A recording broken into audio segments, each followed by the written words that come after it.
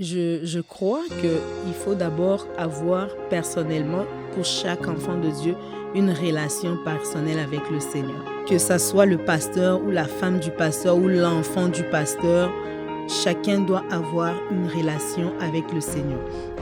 Quand Dieu a dit à Jérémie, quand tu étais une masse informe dans les selles de ta mère, je te connaissais, je t'avais établi. C'était pas que je t'avais vu au travers de quelqu'un. Dieu nous voit, nous, et bien qu'il y a des gens autour de nous, Dieu nous voit d'abord nous. Dieu nous établit nous. Dieu nous appelle nous. C'est pourquoi l'appel est personnel. Quand Dieu nous appelle, il ne nous appelle pas en groupe, il nous appelle de façon personnelle, unique et avec autant d'amour, autant d'intérêt que Dieu manifeste envers nous, que nous ne devons pas oublier tout ça pour nous cacher derrière quelqu'un.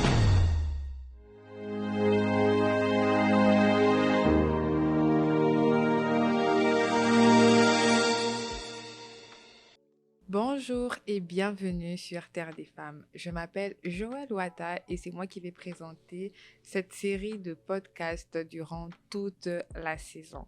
Aujourd'hui, je ne suis pas seule et d'ailleurs dans mes émissions, je ne serai pas toute seule, je serai toujours accompagnée.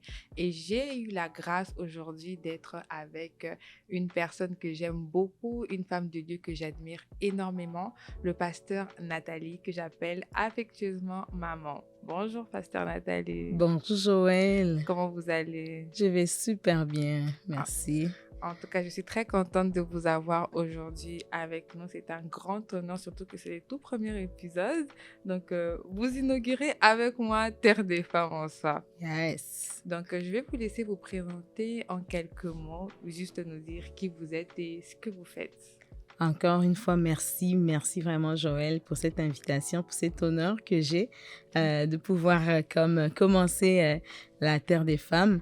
En tout cas, je suis bénie d'être là. Mon nom, pour ceux qui ne connaissent pas mon nom, c'est pasteur Nathalie Lumbu. Je suis enfant de Dieu et je suis mariée au révérend pasteur Thierry Lumbu. Et ensemble, nous bénissons le peuple de Dieu, nous le croyons, à l'église Maison de la Restauration, où nous sommes les pasteurs titulaires. Et ça fait quelques années que nous travaillons ensemble comme serviteurs de Dieu, mais ça fait seulement 5 ans, c'est la 6e année que nous sommes ici à Québec comme pasteurs de l'église Maison de la Restauration. Ensemble, nous avons 4 beaux enfants et personnellement, je travaille aussi comme professionnelle de la santé, comme infirmière clinicienne. Waouh! Vous avez beaucoup de casquettes en tout cas, ça fait beaucoup. Ouais. Mais je suis très contente. Je vous avais dit que je vous emmènerais des invités de qualité. Donc voici ma première invitée de qualité. Merci Joël. Donc, en soi, aujourd'hui, nous avons un thème assez particulier. Notre thème est « Est-ce que je suis appelée à être femme d'un serviteur de Dieu? Perspective et réalité ». Et c'est pour ça que vous êtes là aujourd'hui. Comme vous avez dit, vous êtes pasteur à l'église Maison de la Restauration, accompagné de votre mari, le révérend Thierry Lumbu, qui est mon père spirituel en passant. Donc, je voudrais savoir, est-ce que c'est quelque chose que vous avez toujours su que vous allez épouser un homme de Dieu? C'est quelque chose que vous aviez prévu? Ou c'est venu comme ça? Ou c'est quelque chose même que peut-être même que vous fouillez en soi? Oui, toutes ces réponses, tous ces questionnements que tu as faits sont valables pour moi, mais dépendamment des époques de vie, disons. En grandissant, c'est certain que je pensais vraiment pas que je pouvais être la femme d'un serviteur de Dieu. Pourquoi? J'étais juste une petite fille normale, en grandissant, une jeune fille normale qui voulait faire sa vie avec son prince charmant, vivre une vie tranquille avec beaucoup de bonnes choses que je définissais selon moi. Mais c'est certain que Dieu avait un plan pour moi. Et c'est au fur et à mesure que je marchais avec le Seigneur que j'ai compris le plan de Dieu. Et c'est même quand j'ai commencé à servir le Seigneur, c'était pas défini que je serais mariée à un pasteur. Mais c'était certain que je serais mariée à un serviteur de Dieu. Donc Dieu vous en avait déjà parlé en soi que vous allez vous marier avant de le rencontrer. Au fait, pourquoi je dis que je devais être mariée à un serviteur de Dieu? Pour moi, ma mission ou la vision que Dieu a pour moi est prioritaire par rapport au mariage. Ok. C'est-à-dire, comme la Bible dit, deux personnes ne peuvent pas marcher ensemble sans se mettre d'accord. Et la Bible dit encore que les deux seront une seule chair. Or, nous savons que, toi et moi, que en réalité, en l'homme, c'est l'esprit. Oui. Et mon vrai moi, ce n'est pas ma chair. Avant qu'on soit une seule chair, il y a d'abord mon esprit. Il faut qu'on soit d'abord un seul esprit. Et au niveau de l'esprit, il y a des choses qui se passent. Il y a des choses qui se préparent dans le plan de Dieu par rapport à ma vie. Dieu m'avait envoyé sur la terre avec un but précis. Et ce but-là est prioritaire pour moi. Du moment où j'ai commencé à suivre le Seigneur, du moment où j'ai commencé à apprendre à connaître le plan de Dieu pour moi, je savais que je ne pouvais pas me marier à n'importe qui. Je savais que je devais me marier à une personne qui devait m'accompagner dans le plan de Dieu. Ok. Et cette personne ne pouvait être que quelqu'un qui devait servir aussi les seigneurs. Donc, servir Dieu, pasteur. Pas nécessairement. Au début, je voyais pas nécessairement un pasteur parce que personnellement, je ne savais pas que je serais pasteur. Ok. Tout ce que je savais, c'est que j'étais passionnée de Jésus. Je bénis le Seigneur parce que dès ma conversion, j'ai commencé à servir Dieu, à aller dans des missions. On était comme des missionnaires. En passant, je me suis convertie à la génération Joël. Donc, on allait dans des villes, dans des villages, annoncer la parole de Dieu, installer les ministères Génération Joël. Et pour moi, c'était des aventures passionnantes avec le Seigneur. Je me voyais dans ça toute ma vie. Je me voyais en train de servir Dieu, d'aller prêcher l'évangile, d'aller annoncer l'évangile à ceux qui ne le connaissent pas dans des milieux, dans des villes, dans des villages. C'est tout ce que je voyais. Mais je n'avais pas besoin d'être pasteur pour le faire. Oui, ça c'est vrai. Parce que quand je le faisais, j'étais pas du tout pasteur, j'étais pas non plus responsable, j'étais même pas parmi les responsables, mais j'étais juste une chrétienne. Et pour moi, je savais que j'étais servante de Dieu.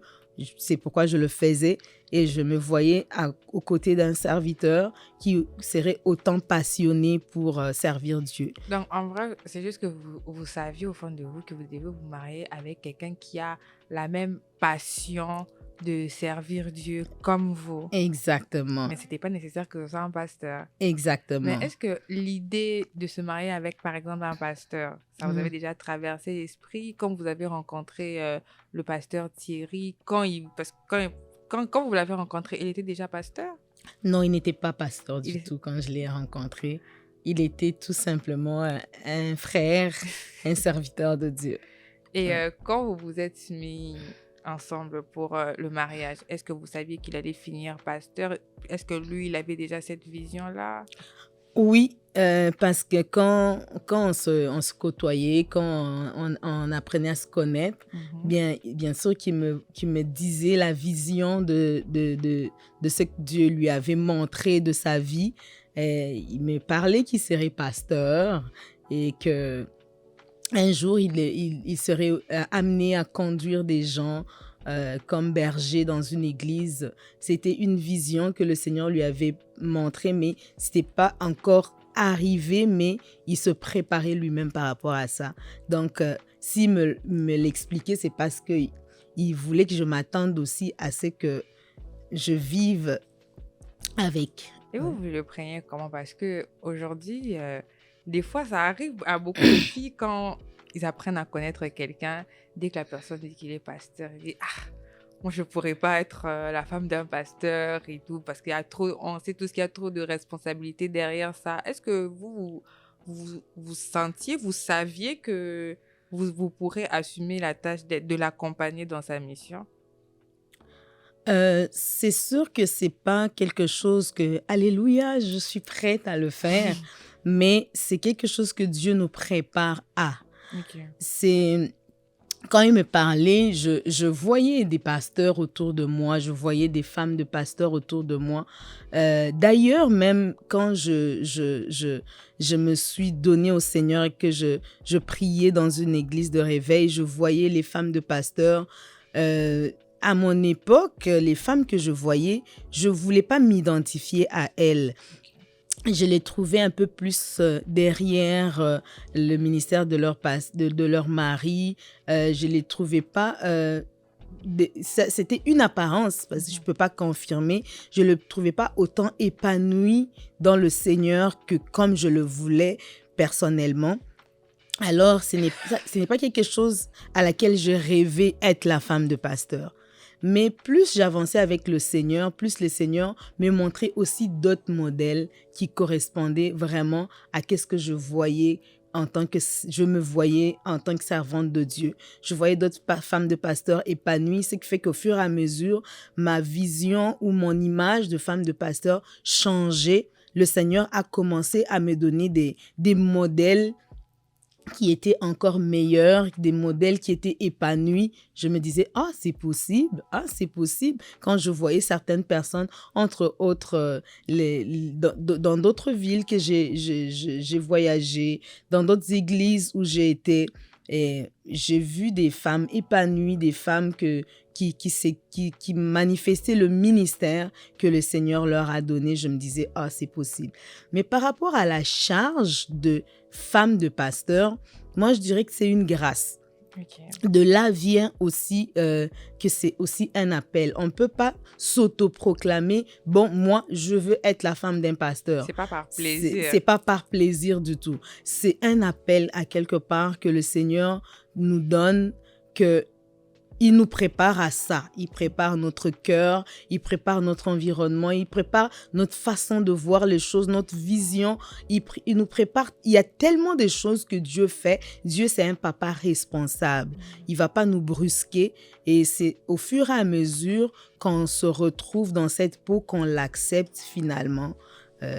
C'est ça. Donc, vous avez juste accepté ce que Dieu avait pour vous. Oui, exactement. Mais comme vous avez dit, vous avez commencé par dire que ce qui vous faisait peur, c'était le fait que vous ne trouvez pas que les femmes de pasteurs étaient épanouies et qu'on dirait qu'elles étaient juste cachées derrière l'appel de leur mari. Donc, comment on fait pour s'épanouir en soi? Parce que est-ce que nécessairement quand on est appelé à épouser un homme de Dieu, comme c'est un appel, est-ce que c'est le seul appel qu'on a dans sa vie ou on a notre propre appel personnel? Comment on fait pour manager un peu ça? Je crois qu'il faut d'abord avoir personnellement, pour chaque enfant de Dieu, une relation personnelle avec le Seigneur. Que ça soit le pasteur ou la femme du pasteur ou l'enfant du pasteur, chacun doit avoir une relation avec le Seigneur. Quand Dieu a dit à Jérémie, quand tu étais une masse informe dans les seins de ta mère, je te connaissais, je t'avais établi. C'était pas que je t'avais vu au travers de quelqu'un. Dieu nous voit, nous, et bien qu'il y a des gens autour de nous, Dieu nous voit d'abord nous. Dieu nous établit nous. Dieu nous appelle nous. C'est pourquoi l'appel est personnel. Quand Dieu nous appelle, il ne nous appelle pas en groupe, il nous appelle de façon personnelle, unique et avec autant d'amour, autant d'intérêt que Dieu manifeste envers nous, que nous ne devons pas oublier tout ça pour nous cacher derrière quelqu'un, peu importe la personne. D'abord, j'ai un appel avant d'être la femme du pasteur. Je suis enfant de Dieu, appelé à servir Dieu selon un appel bien défini pour lequel Dieu m'a envoyé sur la terre avant d'être la femme du pasteur. C'est comme je disais au début, la femme du pasteur, je le suis devenue dans le mariage en me mariant avec une personne qui a aussi un appel. Mais ce mariage ne définit pas ma vie. Ma vie est définie par l'appel et la vision de Dieu. Le mariage ne fait que m'accompagner dans cette vision-là. C'est pourquoi mon mariage doit être bien choisi, bien fait pour que je sois sûre de réussir dans cette vision. Et lui, le pasteur, quand il me choisit en tant qu'épouse, il doit bien le faire pour être sûr qu'il a accompli sa mission à lui. Mais est-ce que ça existe aussi des femmes qui ont un appel, en fait, que toute leur vie tourne autour de leur appel d'être femme de Dieu, comme c'est juste ça qu'elles sont appelées à faire. Est-ce que c'est possible d'avoir juste cet appel et de ne pas avoir son appel personnel? Euh, je n'appellerai pas comme ne pas avoir un appel. Même si tout ce que je fais, c'est aider mon mari en tant que pasteur à s'épanouir, à impacter, à faire ce que Dieu l'a appelé à faire, c'est aussi un appel. Je ne dirais pas que je n'ai pas d'appel ou que ces femmes-là n'ont pas d'appel. Elles ont aussi un appel, mais cet appel est défini selon Dieu. Ok. C'est Dieu qui détermine les limites de l'appel. C'est Dieu qui détermine, qui définit qu'est-ce qu'on doit faire exactement dans notre appel. Il y a des femmes qui sont des femmes de pasteurs qui prêchent pas. Oui. Il y a des femmes qui sont des femmes de pasteurs qui ne prennent pas le micro, mais qui ont pareil un appel. Mais en fait, qu'est-ce que vous pouvez dire, par exemple, aux femmes qui fuient cet appel? Parce que c'est un appel, c'est vrai qu'il y a beaucoup de femmes qui aspirent à ça, mais il y en a beaucoup aussi qui sont appelées à ça, mais qui le fuient parce qu'elles trouvent que c'est trop dur, c'est trop difficile, qu'elles ne pourront pas, parce que il y a aussi un truc, c'est qu'on a l'impression aussi que les femmes de pasteurs ont une énorme pression mentale. On épie tous leurs moindres faits et gestes. Et je pense que c'est un peu ça qui fait que on fuit un peu cet appel. Donc, qu'est-ce qu'on peut dire par rapport au fait de le fuir? En fait, la parole de Dieu dit, « Tu m'as séduit et je me suis laissé séduire. Tu m'as maîtrisé et tu as été le plus fort. » Dans tout ce que nous faisons, il faut que Dieu soit le plus fort. C'est pourquoi Marie pouvait aussi fuir l'appel de porter le Sauveur parce que sa vie était en danger. Elle devait comme être celle qui se retrouve enceinte avant le mariage. Elle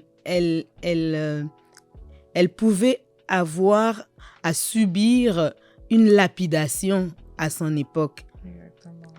Elle pouvait perdre son fiancé et ne plus jamais avoir l'espoir peut-être de se marier parce que si Joseph était une mauvaise personne, allait dire partout que cette fille s'est retrouvée enceinte, on ne sait pas de qui, elle prétend que c'est Dieu.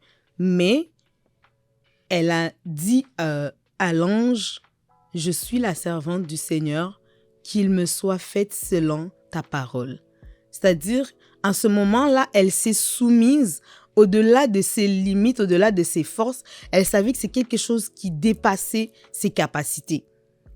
Elle devait s'en remettre à Dieu pour être capable de l'accomplir. Pareil avec tout ce que Dieu nous demande de faire. Si tu as une vision que tu es capable de le faire par tes propres forces, il faut faire attention pour savoir si c'est vraiment la vision de Dieu.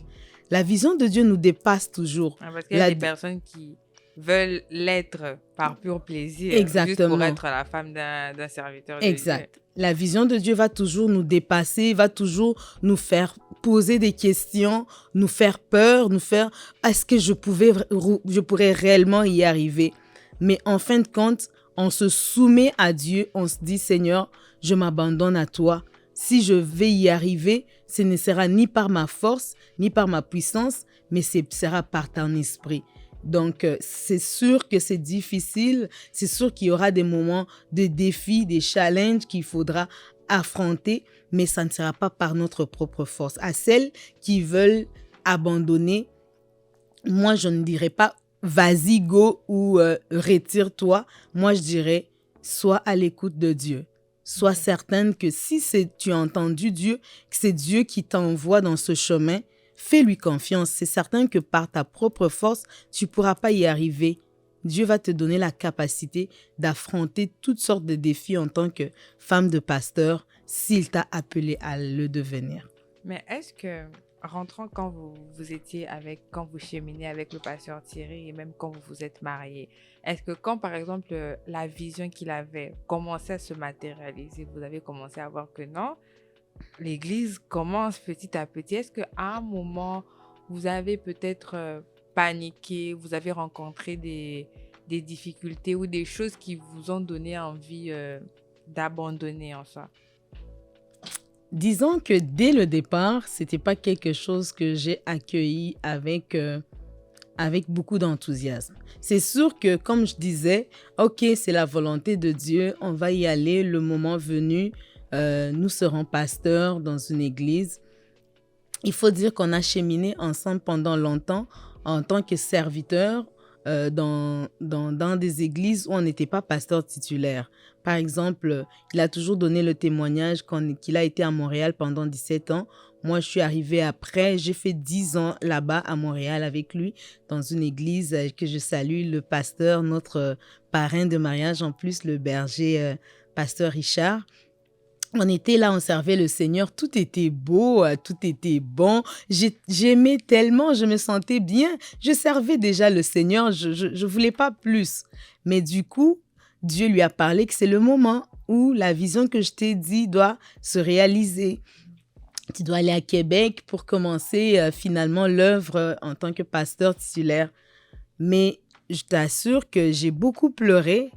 J'ai beaucoup, même le jour où on priait pour nous à l'église, pour nous libérer, je pleurais, j'étais en larmes.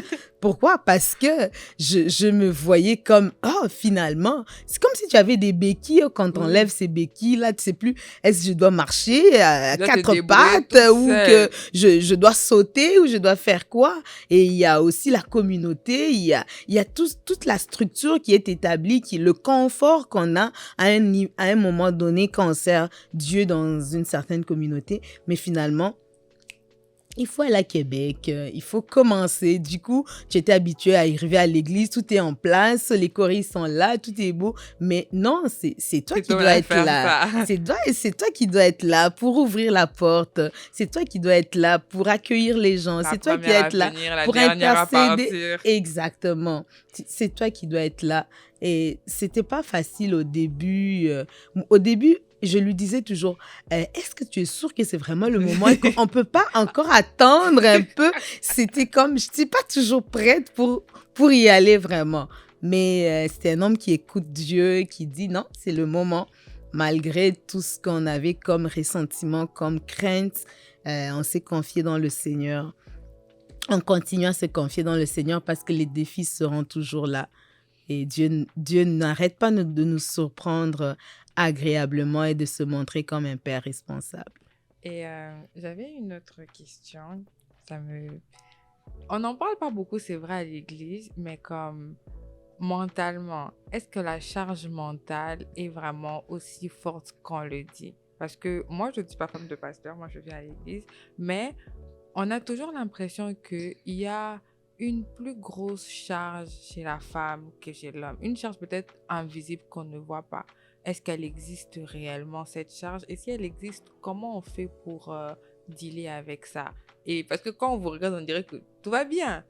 Oui.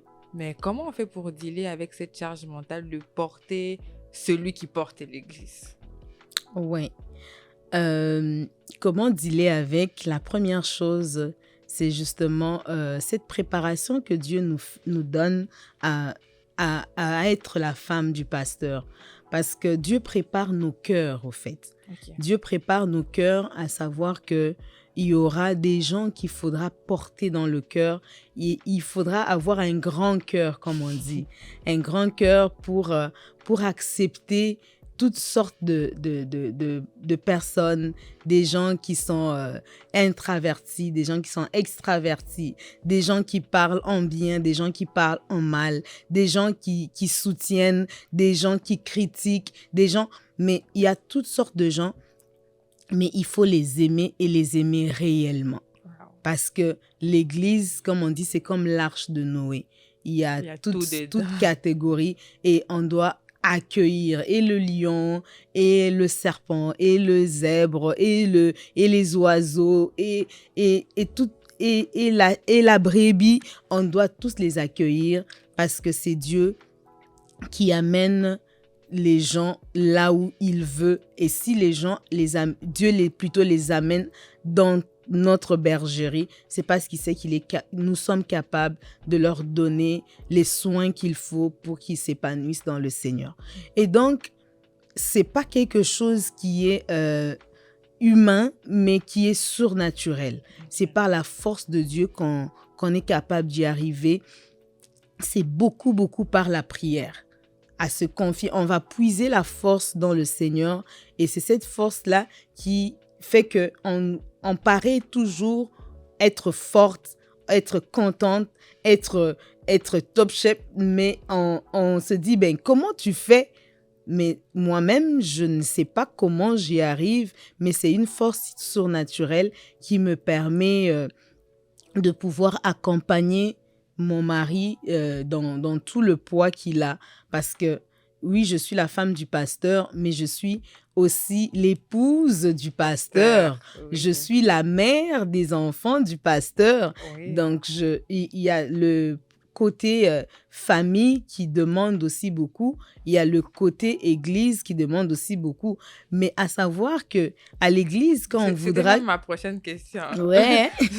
C'était ma prochaine question, c'était vraiment de comment vous faites pour comme dissocier tout ça. Parce qu'à l'église, il est pasteur, à la maison, il est le mari et le papa. Comment j'arrive pas à comprendre, comment vous faites pour changer de vision? Vous arrêtez de le voir comme le pasteur à la maison. D'un côté, il est papa. D'un côté, c'est le mari. D'un côté, c'est l'ami. D'un côté, c'est le frère. Comment on fait pour équilibrer ça? Ne pas appeler chéri quand il est sur la chair, par exemple. Oui. Je pense que c'est quelque chose qu'on développe au fur et à mesure qu'on accepte qui est cette personne devant moi. Okay. Parce que je crois dans la grâce qui est en lui. Je crois que Dieu l'a établi comme mon pasteur. Donc, quand je le vois, je sais qu'il est mon pasteur. Je sais que tout ce qui sort de sa bouche, il y a des choses qu'il pourra dire à l'église. Il y a une impactation qu'il pourra me communiquer que je dois arracher quand on est à l'église. Je ne peux pas dire, oh, je vais attendre à la maison, il va prier pour moi. Non. C'est pas le moment là à la maison. C'est à là que Dieu veut le rendre utile pour ses enfants. Et moi aussi, en tant que brebis de l'église, il est mon pasteur. Je reçois de lui comme mon pasteur. C'est pas que quand il est à la maison, il n'est pas mon pasteur parce que j'ai un pasteur même si je suis à la maison. Oui, mais en même temps, je dois comprendre que quand j'ai besoin d'un mari, je peux pas mélanger le pasteur dedans. C'est une grâce aussi que Dieu donne. C'est un des schémas que Dieu met dans la tête qu'on arrive à saisir directement et à capter qui est devant moi et qu'est-ce que je dois recevoir de lui au moment T. Ok. C'est ça. Donc, comme dernière question, parce qu'on atterrit déjà, quel conseil vous pouvez donner à une femme qui ressent en elle cet appel-là, mais qui a peut-être peur, qui ne sait pas comment s'y préparer, qui ne sait pas comment ça va se faire, ou qui doute même qu'elle ne se sent pas capable, elle se dit non, je n'ai pas le cœur, peut-être que ce n'est pas fait pour moi. Mais par exemple, qui au fond d'elle est convaincue que c'est son appel, mais qui doute de ses capacités? J'aimerais dire à toute personne qui a une sœur, à une jeune fille qui se dit, est-ce que je suis appelée à être la femme d'un pasteur qui a des doutes, de pouvoir plus poser la question à celui qui appelle, c'est-à-dire à Dieu, de développer d'abord une relation personnelle avec le Seigneur parce qu'on est d'abord enfant de Dieu avant de porter n'importe quelle casquette dans la maison de Dieu. Parce que si on développe cette relation, on saura vraiment écouter Dieu avec exactitude et de pouvoir dire, Seigneur, je suis ta servante, qu'il me soit fait selon ta volonté. On va apprendre à lui faire confiance parce que les défis, il y en aura. Être la femme du pasteur, ça ne se limite pas à avoir des honneurs, à voir sa Bible, on te tient la Bible, on t'ouvre la porte, on te dit bonjour maman pasteur.